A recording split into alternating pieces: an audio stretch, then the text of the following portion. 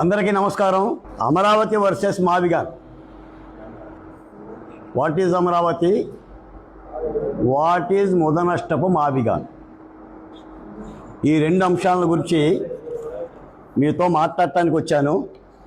రెండోది ఏంటంటే, పదే పదే వైసీపీ సోషల్ మీడియా, పెయిడ్ ఆర్టిస్టులు, పెయిడ్ డ్యాన్సర్లు, సజ్జల రామకృష్ణారెడ్డి గారు అనే మాట ఏంటంటే, అమరావతి అంటే వామ్మో ఖర్చు అవుతుంది, 1,00,000 కోట్లు అవుతుంది, 2 లక్షల కోట్లు అవుతుంది అని అంటున్నారు.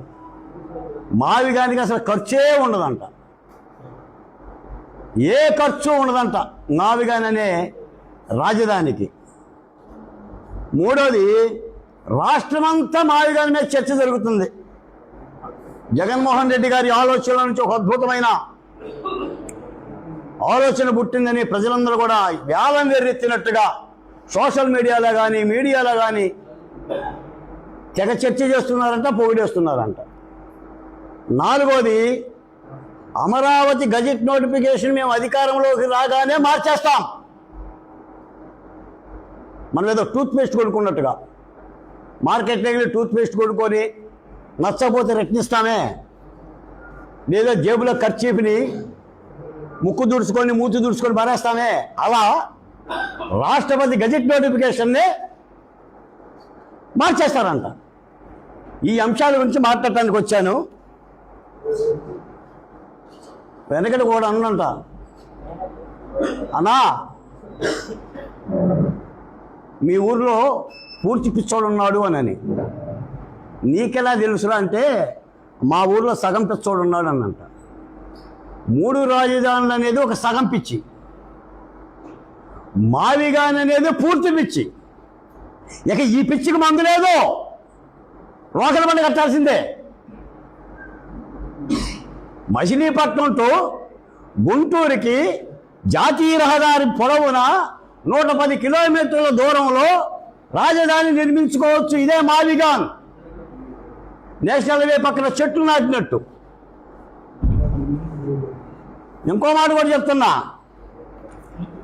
ఓ పెద్ద లేఅవుట్ దీనికి అమరావతి వర్సెస్ మావిగాన్. ఇదిగోండి గ్రీన్ ఫీల్డ్,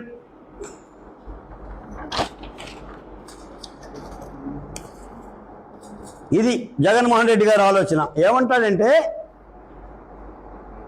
అమరావతిలో ఎయిర్పోర్ట్ లేదు, ఫోర్ట్ లేదు, కార్పొరేషన్ లేవు, రైల్వే స్టేషన్ లేవు, రహదారులు లేవు, జనాభా లేదు. మావిగాన్లో మాత్రం అభివృద్ధి చెందిన అర్బన్ ప్రాంతం ఉంది, అంతర్జాతీయ విమానాశ్రయం ఉంది, మచిలీపట్నం పోర్ట్ ఉంది, విజయవాడ గుంటూరు జాతీయ రహదారి ఉంది, జనాభా ఉంది. నాకు అనిపించింది జగన్మోహన్ రెడ్డి గారి మాట వింటే,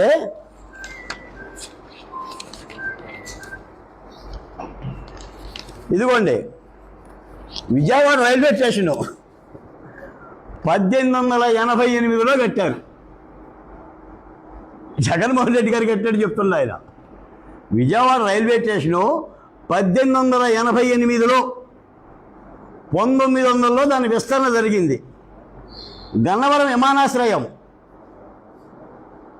1940లో రెండో ప్రపంచ యుద్ధంలోనే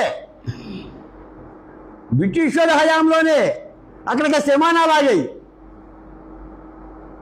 2017లో దాన్ని అంతర్జాతీయ విమానాశ్రయంగా మార్చారు. విజయవాడ బస్ స్టేషన్ 1990లో దాని నిర్మాణం స్వర్గీయ ఎన్టీ రామారావు గారి ద్వారా అయింది.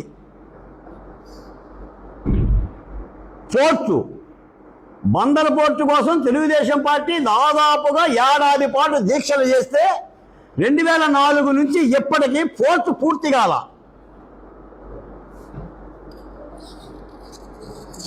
ఇంకా వీటీపీఎస్ని మర్చిపోయారు వీళ్ళు. ఇబ్రహీంపట్నం దగ్గర ఉన్న థర్మల్ వీటీపీఎస్ని, నేషనల్ హైవేస్. ఏం జగన్మోహన్ రెడ్డి గారు ఇవన్నీ మీరు కట్టారా, మీరు పెట్టారా? అంటే విజయవాడ గుంటూరు ప్రాంతంలో ఉన్న మెడికల్ కాలేజీలు చేపించి, బస్ స్టేషన్లు చేపించి, రైల్వే స్టేషన్లు చేపించి, గన్నవరం నువ్వు కట్టేదేంటి, నువ్వు పెట్టేదేంటి? జాతీయ రహదారి పక్కన. అసలు దీనికి తలాతోక ఉందా? పైపచ్చి మావిగాన్. మిత్రులను నేను మిమ్మల్ని అడుగుతున్నాను, మావిగాన్ అంటే తెలుగు అర్థం చెప్పండి. తెలుగా, ఉర్దా, హిందీనా, తమిళమా, కన్నడమా, పోర్చుగీసా, ఒక గ్రీకు భాష, ఓ లాటిన్ అమెరికానా? మావిగాన్. తలకాయలో గుజ్జున్నోడి పేరు పెట్టుకుంటాడా? పోనీ మెడ మీద తలకాయ ఉన్నోడు పెట్టుకుంటాడా? నీకు పేరు పెట్టడమే రాలేదు కదా. మళ్ళీ ఒక ఉచిత సలహా, మీరు పేరు మార్చకపోతే మార్చుకోండి. ఏంటి మార్చుకునేది? ఏంటి మార్చుకునేది అంటున్నా. మళ్ళీ ఈ రోజున ఈ కొత్త కథ ఏదో పిల్లి పోయే ఎలుక వచ్చే డామ్ డామ్ డామ్, ఎలుక పోయి ఎలుక బంటి వచ్చే డామ్ డామ్ అని కథ చెప్పినట్టుగా 3 రాజధానులు పోయింది. నాగార్జున యూనివర్సిటీలో 5 ఎకరాలు పోయింది. రాజ్యాంగంలో అసలు రాజధానే లేదనే మాట పోయింది. ముఖ్యమంత్రి ఎక్కడ కూర్చుంటే అక్కడే రాజధాని అన్న మాట పోయింది. ఇప్పుడు మావిగాన్ వచ్చింది.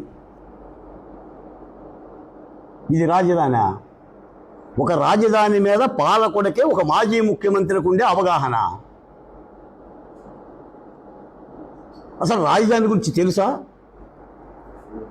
ఎందుకు వస్తుంది ఇదంతా అంటే, ఈ రోజున కేంద్ర ప్రభుత్వం అమరావతి మీద గెజెట్ నోటిఫికేషన్ ఇచ్చింది, ఒక రాజముద్ర ఇచ్చింది.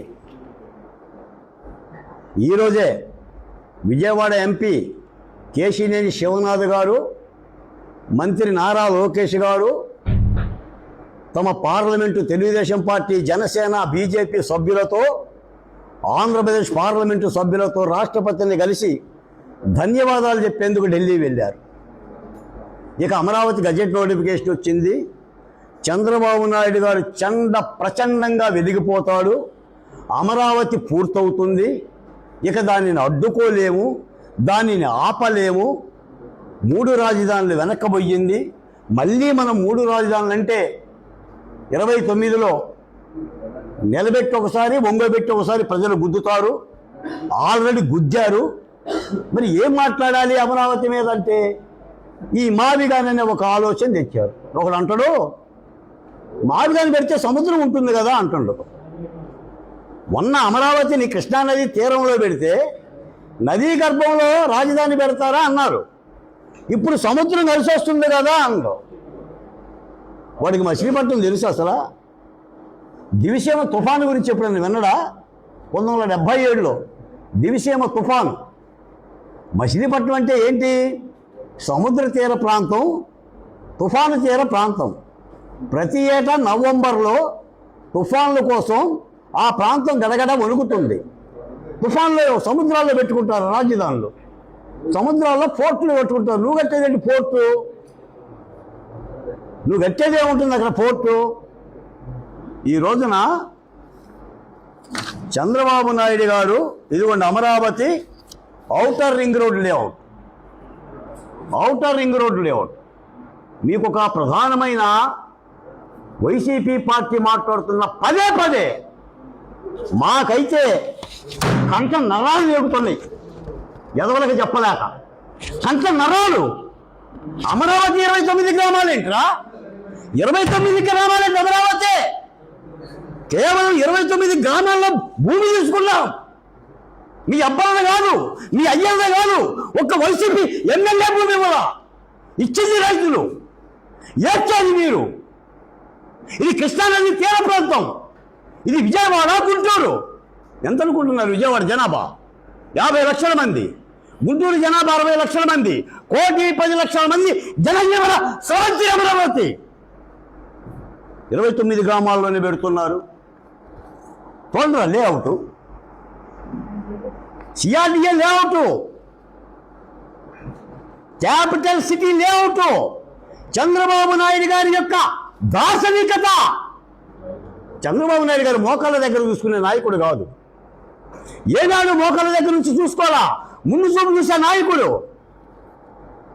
దాదాపు 190 కిలోమీటర్ల పొడవు, 19 ఇంటర్చేంజీలు, 5 జిల్లాలు, కృష్ణానదికి యువతల అవతల, తెనాలి దగ్గరికి, హనుమాన్ జంక్షన్ వరకు ఒక అద్భుత నగరంగా, ఒక రాజధానిగా నిర్మాణం చేస్తుంటే 29 గ్రామాలని అంటారా? అమరావతికి 2 లక్షల కోట్ల రూపాయలు ఖర్చు చేస్తున్నారని మరో పెద్ద బండరాయి. ఎవరు చెప్పారు మీకు 2 లక్షల కోట్ల రూపాయలనని? ఇప్పటి వరకు అమరావతికి వచ్చిన అప్పైనా సొప్పైనా 60,000 కోట్లు. 60,000 కోట్లలో 54 కోట్ల రూపాయలు మాత్రమే టెండర్లు పిలిచాడు. 50,000 కోట్లు మాత్రమే పనులు జరుగుతున్నాయి. మీరేమంటారు? మిత్రులారా, ఇది ఒకటి వినండి. ఇదిగోండి సోషల్ మీడియా. అమరావతికి 360 లక్షల కోట్లు. ఎదవల్లారా, 360 లక్షల కోట్లు అమరావతికి. 3 ప్రాంతాలు ఈ విధంగా తప్పుడు ప్రచారం చేస్తారా? 360 లక్షల కోట్ల రూపాయలు ఖర్చు పెడుతున్నారా? 40,000 కోట్ల రూపాయలతో జరిగే పనులు ఏం సజ్జన? నువ్వు పాత్రికేయుడు కదా, నువ్వు ఎయిటరు కదా, నీ పత్రికలో కదా చంద్రబాబు నాయుడు గారి చేతికి కత్తిచ్చింది, నారాసుర రక్త చరిత్ర రాసింది. ఇప్పటి వరకు చెప్పావా? వివేకానంద రెడ్డి ఎవరు చెప్పారో? నీకు ప్రాతివచ్చమా? ఏమిటి రాతలో? పైగా మీరు అధికారంలోకి రాగానే అమరావతి గజెట్ నోటిఫికేషన్ మారుస్తావా? ఏం చెప్పారు 2029లో?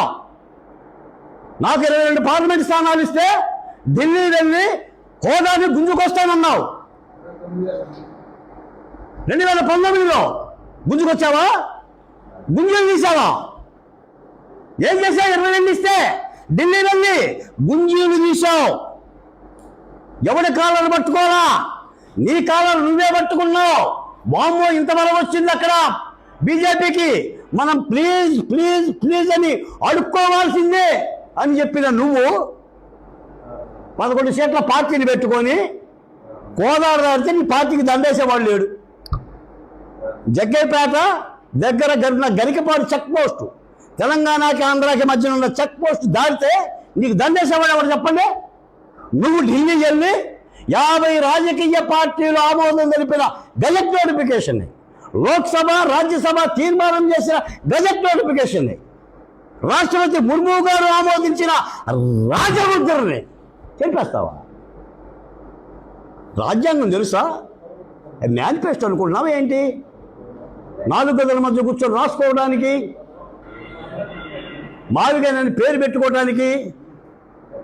పాత్రికేయులారా, మీకు ఒక విషయం చెప్పిస్తాను. ఎంత దుర్మార్గం అంటే, ఇదిగో ఇది ఒకటి వినండి. మనం 3,31,000 కోట్లు మనం అప్పులు మనం చేస్తే ఆ 3,31,000 కోట్లలో 2,73,000 కోట్లు నేరుగా మీ జగన్ బట్టలు ఒకడు నేరుగా డబ్బులు పెట్టుకోవడం చూసాను. జగన్మోహన్ రెడ్డి అనే ఈ సోదరుడు చెప్పేది ఏంటంటే 3,30,000 కోట్ల రూపాయలు మేము అప్పు చేస్తే అందులో 2,70,000 కోట్ల రూపాయలను నేరుగా బటన్లోకి పంపించాం అంటే ఈ చప్పట్లు కొడుతున్నారు. 3,30,000 కోట్ల రూపాయలు అప్పు చేయటానికి పెట్టావు నవరత్నాలు జగన్మోహన్ రెడ్డి గారు. నిన్ను రాష్ట్ర ప్రజలు అప్పు చేసి నవరత్నాలు ఇవ్వమన్నారా? ఓకే, 3,30,000 కోట్ల రూపాయల్లో 2,70,000 కోట్ల రూపాయలు తీస్తే ఎంత మా మిగిలేది? ఏమండి ఎంత? ఏమైంది? 60,000 కోట్లు ఏమైంది అమ్మా? లెక్కలు మీరు చెప్పాలి, సజ్జలను అడగాలి మీరు వెళ్ళినప్పుడు. ఇది రాష్ట్రం, మేమే కాదు కాపాడుకునేది, మీరు కాపాడుకోవాలి. చంద్రబాబు నాయుడు గారిది ఒక్కడే భారం కాదు, ఈ రాష్ట్రంలో పౌరుడిది, అమరావతి బిడ్డలది. చూపిస్తుంది కనకదుర్గమ్మ పౌరుషం. ఏమైంది 60,000 కోట్లు? రాష్ట్ర బడ్జెట్ ఎంత? 2,93,000 కోట్లు. ఇంటూ 5 ఏళ్ళు 15 లక్షల కోట్లు బడ్జెట్ ఏమైంది? రాష్ట్ర ఆదాయం ఏమైంది? నువ్వు అప్పులు తెచ్చి నవరత్నాలు ఇచ్చానని చెప్తావా? రేపు అధికారంలోకి వస్తే ఇస్తావు. అప్పులు అయిపోయి సొప్పులు తెస్తావా? మాట్లాడుతున్న మాటకి చేస్తున్న చేతకి ఏమన్నా ఉందా? అమరావతిలో రైతులు బాధపడుతున్నారంటారా? మీరు అమరావతిలో రైతులు బాధపడుతున్నారంటారా? ఈ ఆకుపచ్చని కండువాలు జరిగిన పరాభవం ఏంటి? బాధపడినలో ఈ ఆకుపచ్చని కండువా ఎందుకు వచ్చింది? దీని ఆవేదన ఏంటి? భూమిని ఇచ్చాం, రోడ్డును పడ్డాం. ఇది కదా అమరావతి రైతుల నినాదం. ఎవడో రోడ్డు చేసింది? నోటికొచ్చినట్టు దుర్భాషలాడుతూ మావిగా నేను చెప్తున్న ఒక మాయామంత్రులు తెచ్చి ఊరందరిది ఒకదారి అయితే ఉలిపినట్టుది ఒకదారంట.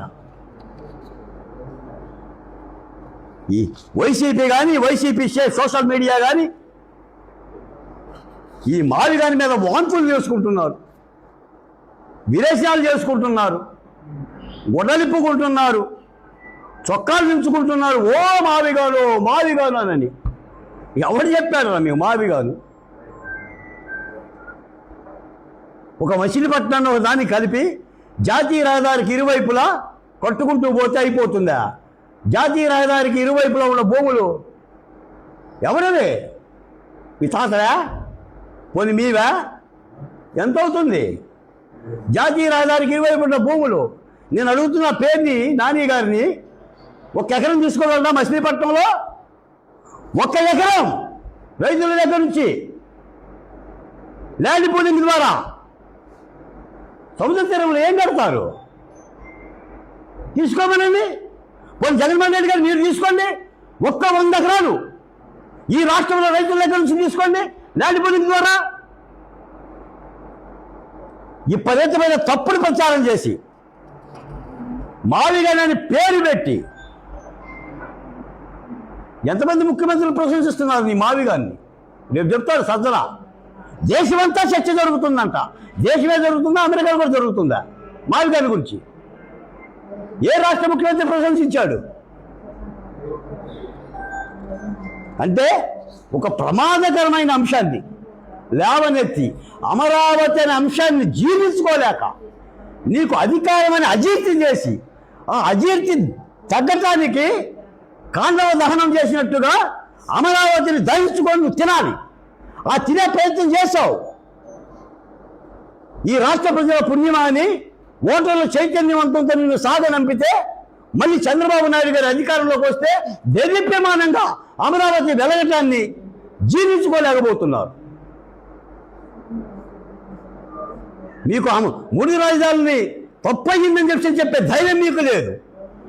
అమరావతిని ప్రశంసించే ధైర్యం మీకు లేదు. నోటికొచ్చినట్టు పుంకాలుగా ఇదిగోండి వాళ్ళు అంటున్నదే. ఎంత దారుణం అంటే ఈ ప్రచారం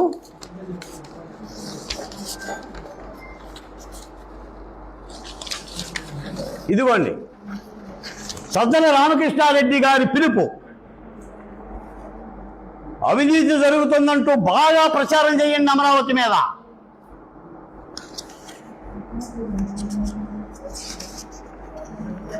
అమరావతిపై విరుచుకుపడండి. వైసీపీ సోషల్ మీడియాకి సజ్జల రామకృష్ణారెడ్డి పిలుపు. అమరావతిపై విరుచుకుపడండి. మొన్న 5 ఏళ్ళు విరుచుకుపడ్డారు. అమరావతి రాజధానిపై విరుచుకుపడదామంటూ వైసీపీ సోషల్ మీడియా శ్రేణుక పార్టీ రాష్ట్ర రాజకీయ సమన్వయకర్త సజ్జల రామకృష్ణారెడ్డి ఆదేశించాడు. ఇది వీళ్ళ కార్యక్రమాలు. మిత్రులారా, ఇది భారత రాజ్యాంగం.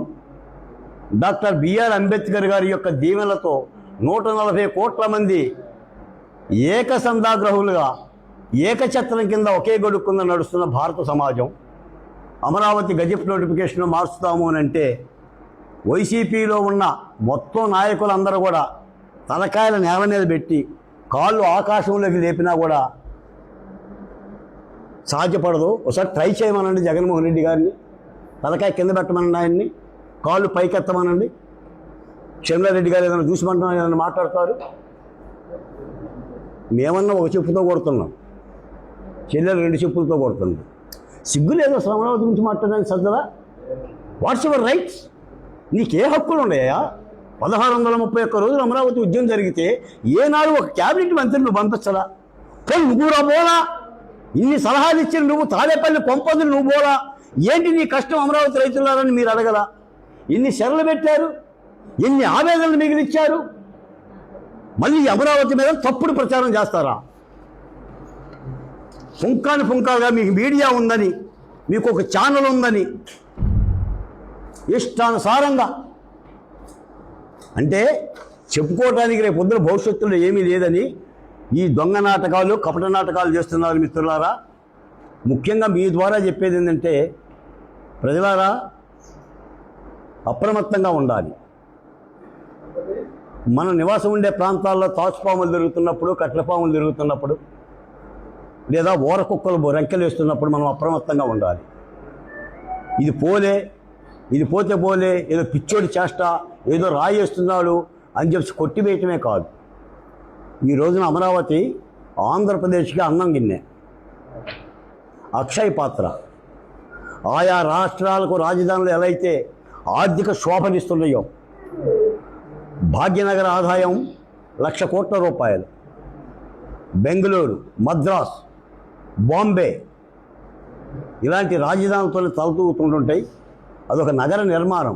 మేము ఇంకో మాట కూడా చెప్తున్నాం, అమరావతి పనుల్లో తప్పులుంటే ప్రతిపక్షంగా ప్రశ్నించండి, సమాధానం చెప్పడానికి రాష్ట్ర ప్రభుత్వం సిద్ధంగా ఉంది. వెకిలిగా ప్రచారం చేయటం, దాన్ని నాశనం చేయటం, ప్రజల్లో తప్పుడు భావాన్ని తీసుకెళ్ళటం అనేది ఇకనైనా కట్టిపెట్టండి. ఎట్టి పరిస్థితుల్లో వైసీపీ యొక్క ప్రచారాన్ని ఖండాలుగా ఖండించి తీరుతాం. ఇక్కడ ఎవడు చేత కానివాడు ఎవడో లేడు, చావలేని వాడు లేడు. చంద్రబాబు నాయుడు గారికి ఉండే దమ్ము చంద్రబాబు నాయుడు గారికి ఉంది, లోకేష్ గారికి ఉండే దమ్ము లోకేష్ గారికి ఉంది. పరిపాలన ప్రజలకు అందుతుంది.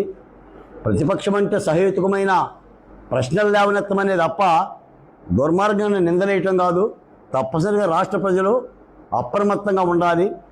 ప్రభుత్వాన్ని, చంద్రబాబు నాయుడు గారికి అండగా ఉండాలి.